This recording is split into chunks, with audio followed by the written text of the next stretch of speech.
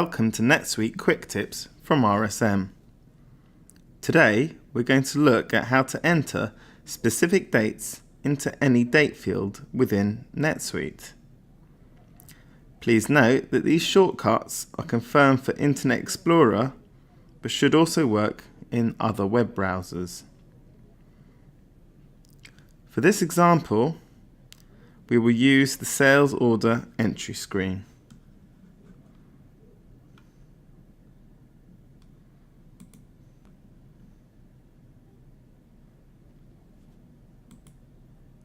When you create a new transaction, most date fields will default to today's date. However, when you need to change the date, you can use the following useful shortcuts. Use Shift plus T to enter tomorrow's date. Press just T to enter today's date. Press Y to enter yesterday's date. Press M to enter the last day of this month. Press L to enter the end of the previous period.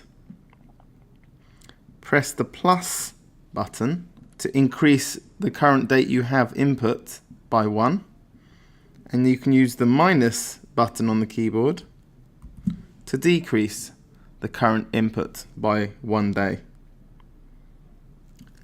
Remember to use these shortcuts the next time you use NetSuite to put dates in.